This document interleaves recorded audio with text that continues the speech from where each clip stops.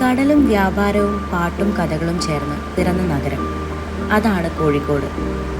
സുഗന്ധമുള്ള മസാലകളുടെ തുറമുഖം, Arab European വ്യാപാരികളുടെ പാദചിഹ്നങ്ങൾ നിറഞ്ഞ നഗരം.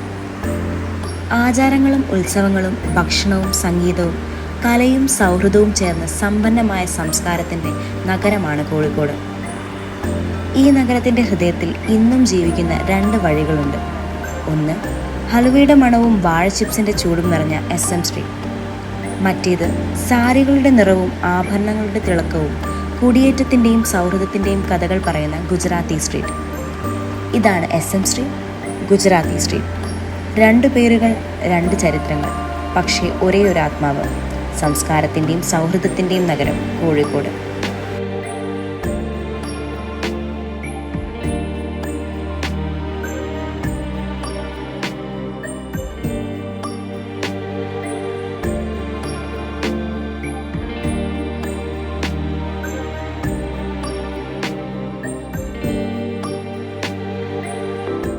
സായിപ്പ്മാരിട്ടാണ് സ്വീറ്റ് മീറ്റ് സ്ട്രീറ്റ് എന്നാണ്, മധുരമുള്ള ഇറച്ചി എന്നാണ് അവർ പറയുന്നത്.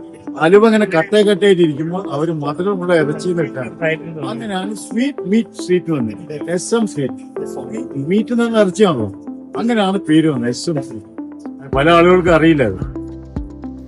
ഗോതമ്പ്, ബദാം, ഇളനീർ കൂടാതെ ചക്ക, മാങ്ങ, സ്ട്രോബെറി, ബീട്രൂട്ട്, പച്ചമുളക് ഹൽവ വരെ ശങ്കരൻ ബേക്കറിയുടെ ഷെൽഫുകളിൽ നിറഞ്ഞു നിൽക്കുന്നു.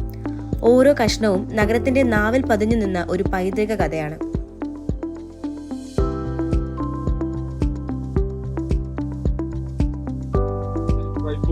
ഈ കട തുടങ്ങിയിട്ട് 1933 തുടങ്ങിയ ഈ കട. പിന്നെ ഈ കടയിൽ ഞാനിപ്പോ 2012 പോലുണ്ട്. ഞാൻ 13 വർഷമായി ഈ കടയിൽ ജോലി ചെയ്തു. ഇത് പ്രശസ്തമായ കടയാണ്. 100 വർഷം ആവാൻ പോവാണ്. 2033 100 വർഷമായി. വളരെ തിരക്കുള്ള കടയാണ്. 5:30 മണിക്ക് കട തുറക്കും, രാത്രി 12 മണി വരെ കട ഉണ്ടാവും. പിന്നെ പണിക്കാരൊക്കെ ഷിഫ്റ്റായിട്ട് മാറിക്കൊണ്ടിരിക്കും. വെള്ളി, ശനി, ഞായറൊക്കെ ഇവിടെ ഭയങ്കര തിരക്കാണ്. മറ്റുള്ള ദിവസവും നല്ല തിരക്കുണ്ടാവും. പിന്നെ എല്ലാം ഞങ്ങൾ സ്വന്തമായിട്ട് ഉണ്ടാക്കുന്ന പ്രൊഫഷൻസ് ആണ്. 2 സ്ഥലം ഉണ്ടാക്കുന്ന സ്ഥലങ്ങളുണ്ട്. പിന്നെ ഒരുപാട് സെയിൽ നടക്കുന്ന കടയുള്ളത്. തലമുറയായിട്ട് മുതൽ 5ാമത്തെ തലമുറയാണ് നടക്കുന്നത്. ഈ കടയായിട്ട് സ്റ്റാഫാന്ന് മാത്രം. എന്റെ പേര് ജോർജ് എന്നാണ്. SM സ്ട്രീറ്റിന് തൊട്ടടുത്തായി മറ്റൊരു കഥയും ഇവിടെ വിരിഞ്ഞു കിടക്കുന്നു, ഗുജറാത്തി സ്ട്രീറ്റ്. നൂറ്റാണ്ടുകൾക്ക് മുൻപ് വ്യാപാരത്തിനായി കോഴിക്കോടെത്തിയ ഗുജറാത്തി കുടുംബങ്ങൾ ഇവിടെയാണ് അവരുടെ സ്വന്തമായൊരു ലോകം സൃഷ്ടിച്ചത്. വസ്ത്രങ്ങൾ, ആഭരണങ്ങൾ, സമൃദ്ധമായ നിറങ്ങളും സംസ്കാരവും ഇവയെല്ലാം ചേർന്ന് ഗുജറാത്തി തെരുവ് നഗരത്തിന്റെ വൈവിധ്യത്തെ പ്രതിഫലിപ്പിക്കും. 76ാമത്തെ കൊല്ലം കഴിഞ്ഞ് 77ാമത്തെ കൊല്ലം. അപ്പൊ എന്താണ് നമ്മുടെ ഗുജറാത്തി സ്ട്രീറ്റിന്റെ ഒരു ചെറിയ ഷോർട്ടായിട്ട് പറയാൻ പറ്റുന്ന ഒരു ഹിസ്റ്ററി? ഗുജറാത്തി സ്ട്രീറ്റ് ഭേദമാണ്. ഇപ്പൊ പണ്ടത്തെ മാതിരി ഗുജറാത്തി സ്ട്രീറ്റ് ഇല്ല. പണ്ട് കച്ചവടമുള്ള മെയിൻ ഹോൾസെയിലേഴ്സ് ഇവിടെ ഉണ്ടായിരുന്നു. 4 കെട്ട് പാണ്ടി കസാല ഉണ്ടായിരുന്നു. എല്ലാം മതിച്ചടക്ക് പ്രോസസ് ചെയ്യേണ്ട സെന്റർ ആയിരുന്നു.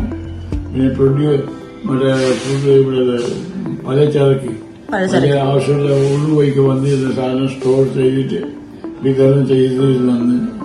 അതാണ് ഇവിടുത്തെ ഗുജറാത്തീസ് ഇവിടെ വന്നിട്ട് ഇവിടുത്തെ കൂട്ടർക്ക് ഇന്റർ സ്റ്റേറ്റും ഇന്റർനാഷണൽ എക്സ്പോർട്ടും അത് കച്ചവടം പഠിപ്പിച്ചത് നമ്മൾ ഗുജറാത്തീസാണ്. പണ്ട് ഇവിടെ ഇക്കോട്ട് മാത്രം ഇവിടുത്തെ ഏജന്റായിരുന്നു. ലോക്കൽ മാത്രം കാര്യം നോക്കിയിരുന്നു. അരിയെല്ലാം വന്നിരുന്നത് ബർമാനായിരുന്നു. അപ്പൊ ഇവിടെ ഒന്നും വളരെ ഇതില്ലായിരുന്നു. ലോക്കൽ അരി ഇവിടെ വയനാട്ടിലെ കൂടെ ഉണ്ടായിരുന്നു. അത് കച്ചവടത്തിൽ ഇവിടെ ആയിരുന്നു. പിന്നെ ഹോൾസെയിലായിട്ട് എല്ലാം പല ചരക്കറി, ഉപ്പ് മുതൽ എന്തെല്ലാം സാധനം ഇവിടെ കേരളത്തിൽ ഉത്പാദിക്കുന്നില്ല. എല്ലാം വന്നിരുന്നത് നമ്മുടെ ഗുജറാത്തീസാണ്. വന്നിട്ട് ഇവിടെ ഗുജറാത്തിൽ വന്നത് കച്ചവട ആവശ്യത്തിനാണ്. ജോലി നോക്കിയിട്ട് കച്ചവടം കൊണ്ട് ഇത് ചെയ്യാൻ ജോലി ചെയ്യാൻ വേണ്ടി വന്നല്ല. ഇവിടെ വന്നത് നമ്മളെല്ലാം വന്നത് കച്ചവടത്തിന്റെ ആവശ്യത്തിന് വന്നതാ. ട്രേഡിംഗ് തന്നെ. ഇവിടുന്ന് പ്രൊഡ്യൂസ് ബജാറിൽ നിന്ന് പ്രൊഡ്യൂസ് വാങ്ങും, പ്രോസസ് ചെയ്തിട്ട് അത് ബോംബെയിലേക്കും എല്ലാം അയക്കും, എക്സ്പോർട്ട് ചെയ്യും. അതെല്ലാം ഉണ്ടായിരുന്നു. അതുപോലെ അവിടെ നിന്നുള്ള സാധനം കൊണ്ടുവന്നിട്ട് ഇവിടെ വിതരണം ചെയ്യും. അപ്പോ ഈ ഹോൾസെയിൽ പ്രൊഡക്ട്സ് എന്താണ്? സാരീസ് അങ്ങനെ എന്താണോ? ഹോൾസെയിലേഴ്സ്.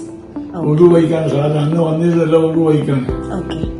മറ്റേ അന്ന് കപ്പൽ കുറവായിരുന്നു, റെയിൽവേ മാർഗം വളരെ കുറവായിരുന്നു. പിന്നെ ഇതും കുറവാണ്. പിന്നെ കാലിക്കറ്റ് ബ്രിട്ടീഷ് റൂളിന്റെ ചൂടായിരുന്നതുകൊണ്ട് ഇവിടുന്ന് ചരക്ക് എല്ലാം മറ്റേ തഞ്ചാവൂർ ആ ഭാഗത്തിൽ അവിടെ പോയിരുന്ന സാധനം. പിന്നെ തൃശ്ശൂരാവളി ഈ വെസ്റ്റ് കോസ്റ്റിലെ മേലാണ് ബോംബെ ട്രേഡിങ്ങിന്റെ ഇൻഡസ്ട്രി. പിന്നെ ചെന്നൈയിലേക്ക് സാധനം ആ വഴിക്ക് കടൽ മാർഗം പോവാണെങ്കിൽ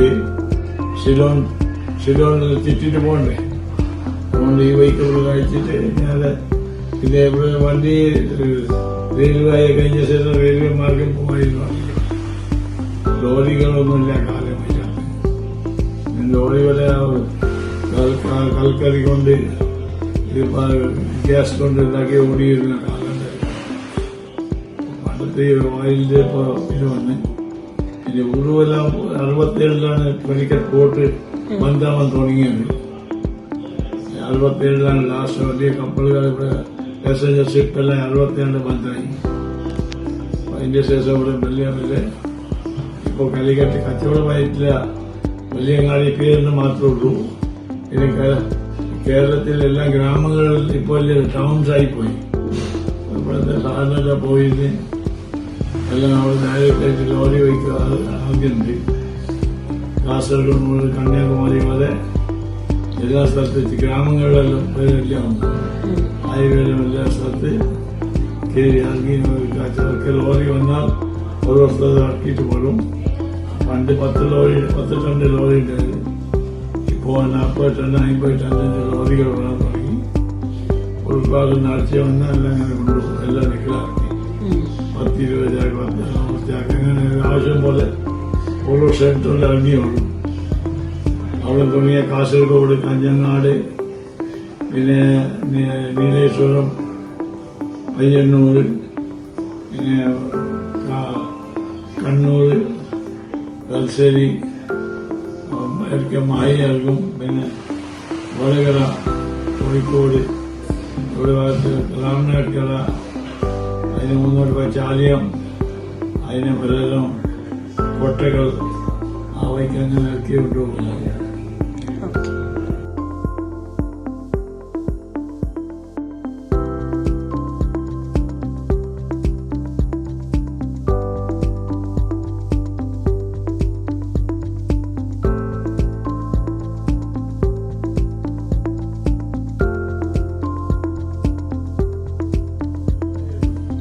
ഇപ്പൊ ഒരു വലിയ കച്ചവടം ഇവിടെ ഇല്ലല്ലോ.